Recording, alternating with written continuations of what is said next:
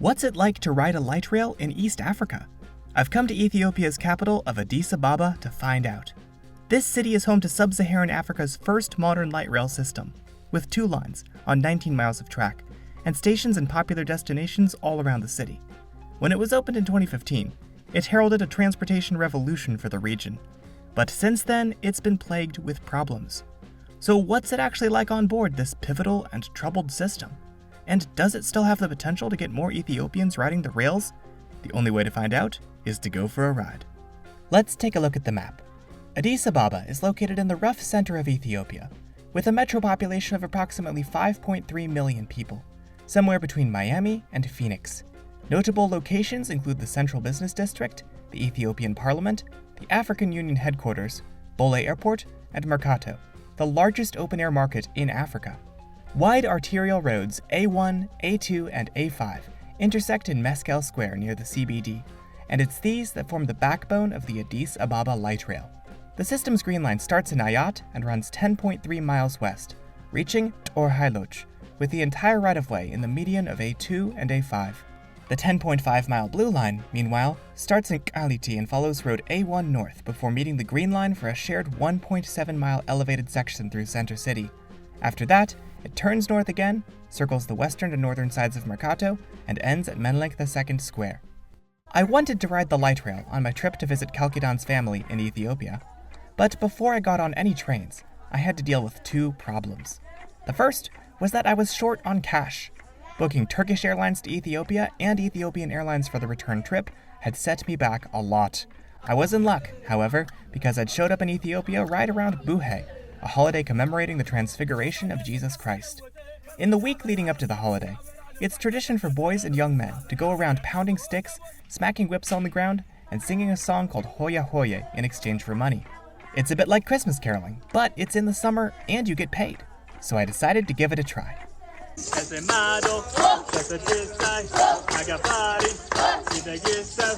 Surprisingly, that worked. Even after splitting my earnings with Kalkidan's numerous little cousins, I still wound up with 200 birr, or about $4. Light rail tickets were just 10 birr each, about 17 US cents in June 2024. So after a breakfast of fanfare with leftover buhe dabo, I was set for a day of transiting.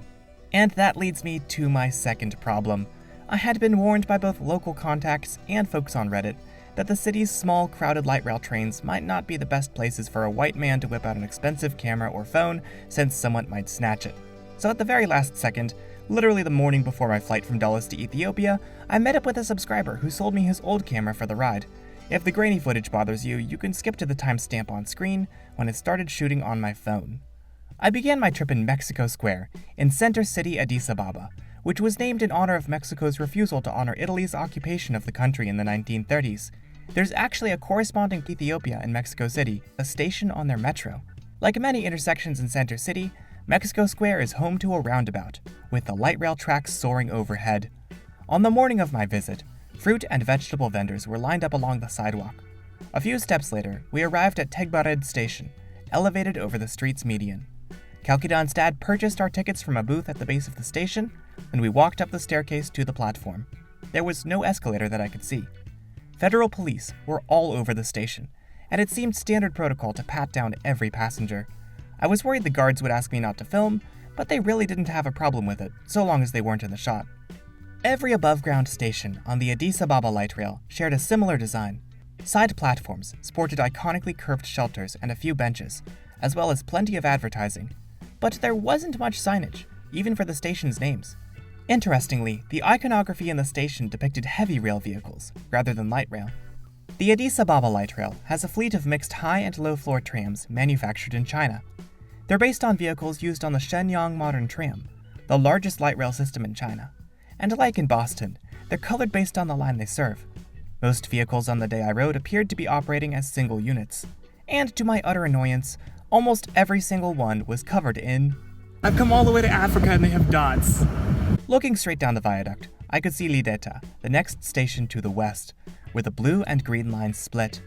Down on the street were some of Addis Ababa's iconic blue shared taxi vans, which form a dense network of privatized transit all over the city. I could also see the red and orange Anbasa buses, or lion buses, that form the backbone of Addis Ababa's transit. Most buses are single units like this, but there are a few new double-deckers. A Blue Line train arrived, and we stepped on board, beginning our elevated ride through Center City and quickly arriving in the Le Gare area. If that name sounds familiar, that's because it's derived from the French La Gare, meaning train station. Indeed, just a short walk from the Le Gare train station is the original French-built terminal station of the narrow-gauge Addis Djibouti Railway, which is now a coffee shop, office, and museum. More on that and the line that replaced it in a previous video. The next station serves the Addis Ababa Stadium, along with Meskel Square. This stadium can seat 3,500 people and hosts soccer games and other events. Like the wide streets through Center City, it was constructed during the Italian occupation of the city in 1940. We reached Meskel Square, where the Blue Line splits off to the south, following the A1 arterial. Meskel means cross in Amharic, the national language of Ethiopia, and this square is named for its role in the Ethiopian Orthodox Church's Feast of the Holy Cross, also known as Meskel, which is celebrated on September 27th of every year. The centerpiece of this celebration is a massive bonfire in the square, which happens to be very transit accessible. It isn't long before the Blue Line descends from the viaduct and runs south in the median.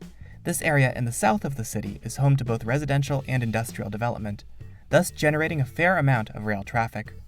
Seats on board the trains were hard plastic, and on our first ride, neither the driver nor an automated voice called out any of the stops. There was a screen on board meant to show where we were, but it wasn't working. With stations lacking obvious signage as to where they were, the only main means of wayfinding was a printed map on the inside of the train. I did notice, however, that the trains had a really good acceleration, jumping quickly to full speed after each station, and the crush capacity crowds I was warned about had yet to materialize, perhaps because this was an outbound train on a Saturday. Fun fact, in Amharic, light rail translates to Qalal Babur, which literally means simple train. What do you guys think of this terminology? At Qaliti, the last station on the southern branch, we jumped off, and the guards on the platform promptly asked me not to film, the only time this would happen on the whole trip. We bought another set of tickets, got another pat-down, and jumped on the northbound train to the city, where I very quickly realized that the light rail vehicles didn't accelerate nearly as fast going north. You see, Addis Ababa is built on a north-south slope, with Mount Entoto to the north and lands descending to the south from there. So now that we were heading northbound, gravity wasn't helping us anymore. And then one must consider Merkato, the massive employment and shopping center at the north end of the Blue Line. So naturally, our train was soon weighed down with people heading to their jobs and errands, including this worker's daughter, who is more than happy to show off her English skills. Go Biz! My name is Caleb. Does anyone else feel nostalgic about that crunchy digital camera sound? Before too long, we were arriving back in Center City, headed for Merkato. By this point, my camera was acting up, and nobody had tried to steal it, perhaps because there were uniformed police officers on board the train, so I switched to filming on my phone. After passing a rare two-car Blue Line train heading southbound, we arrived at Le Gare General Hospital, which seemed to have its own elevated entrance to the light rail station, then turned north onto exclusive Blue Line trackage and past an Ethiopian federal courthouse. If I had to recommend a single section of the Addis Ababa light rail, it would be this one, as the line runs at and above grade through the heart of the city's local commerce. I've actually posted my raw footage of this section in a separate video, so you guys can take a virtual journey if you so choose. The Addis Ababa light rail was initially commissioned by the government to address growing traffic in the capital, with a steering committee created in 2007 and Ethiopian Railways taking charge in 2008.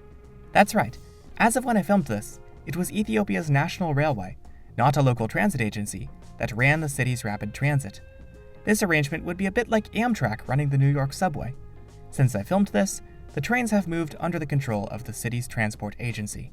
While bus rapid transit was considered in the early stages, the Ethiopian government ultimately settled on a $475 million USD light rail system. 15% of the project was funded by the government, and the remaining 85% was paid for by the Export-Import Bank of China through a 2011 loan agreement with the Chinese government. China Railway Eryuan Engineering Group would construct the system, and Shenzhen Metro Group would co-run the line with China Railway Engineering Consortium for the first 3 years of operation. It opened to the public in 2015. Unfortunately, the system hasn't been without its issues. In some areas, the tracks meant to ease traffic have actually led to more traffic jams, particularly along the at-grade portions of the line, where road crossings are limited. Fare evasion has been an issue just like on similar systems in the US. Power outages plagued the system, despite it running on its own grid, separate from the city's blackout-prone one. I'm ironing my shirt for my date with Kalkadan using an electric iron, but it's not plugged in because the power's out. So I'm heating it on this charcoal grill thingy. When in Africa. When in Africa? What do you mean when in Africa? There have even been reports of people connecting their homes or businesses to the train's electric grid, and cables have been stolen on more than one occasion. Some feel that the light rail is not well integrated with the Anbasa bus system or the city's master plan. And with only 41 light rail vehicles in the system's fleet, frequency and capacity are limited, and that's in the best case scenario. An April 2024 report from Bloomberg revealed that wear, tear, and a lack of spare parts have sidelined 2/3 of the city's trains. The remaining vehicles were running on frequencies of 20 minutes or more as of the report, with each vehicle packed with riders. Getting spare parts and allocating funds for these has been a challenge, to say the least. Last year, China pledged further support to the struggling system, including $23 million worth of spare parts and an additional 7 trains. But how and when the light rail debt will be paid off is a whole other concern, with the city recently taking out local bank loans to cover the costs. As we reached the northern end of the Blue Line, we plunged into an underground tunnel. This would lead us into Menelik II Square, the only underground station on the network. I got off the train and was promptly serenaded by these boys.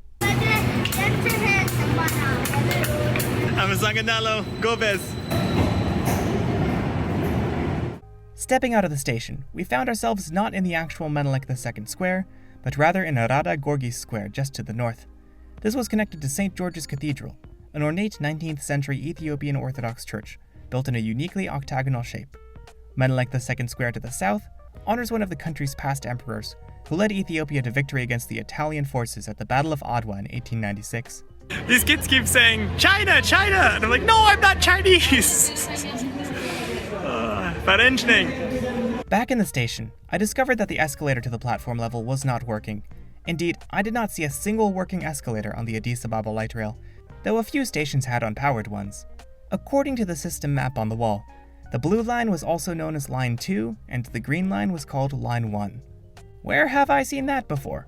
Soon a train came, and we began rolling south once again. From the left side, we were able to get a good look at the north and west sides of Merkato. This shopping complex covers several square miles and employs over 13,000 people, over 7,000 businesses. Exact figures are hard to find. It's so large that it can be accessed from 3 different light rail stations. The most common products traded here are agricultural, including coffee, which originated in Ethiopia, and which I had the chance to try several times during my trip. But there's so much more too, ranging from fabrics to consumer goods to electronics. And you can't throw a rock without hitting a person or vehicle overloaded with bulk purchases and wares. It's also very crowded and a bit overwhelming for an outsider, which I discovered when our car broke down there.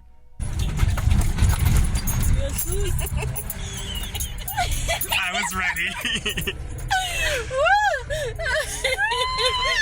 Indeed, traffic here is horrendous, and elevated rail is exactly what an area like this needs. And this brings me to something I think discussions of the Addis Ababa light rail often overlook. Despite its many flaws, the system is well planned. It goes where people want it to, hits some of the city's biggest job and residential centers, flies over some of the region's worst traffic areas, and serves as a viable alternative to driving if the trains come on time and aren't packed, which is happening hardly ever. But at the very least, the issue is with supply and not demand. The system also takes advantage of Addis Ababa's unique combination of 20th century stroads and overwhelming pedestrian culture. A lot of people take transit or walk everywhere. I even saw people having picnics in the centers of major roundabouts. So if there's a train in a wide median that's within walking distance, people will often walk that distance and ride it. It's clear that people here want and need trains, and they're going to use them if they can. In January 2016, it's estimated that the system got 113,000 daily riders, close to the San Diego Trolley's ridership in the first quarter of 2024, despite the latter having 3.5 times as much track. And even with more recent struggles, it still carried an estimated 56,000 daily riders in 2023, more than Denver's entire light rail system that same year, despite the latter having 3 times the track mileage and 5 times the fleet size.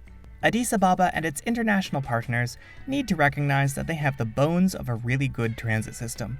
With more equipment, better wayfinding, and more efficient supply chains, the Addis Ababa light rail could become a gold standard of African transit, with amazing ridership numbers and expansions all around the city. America!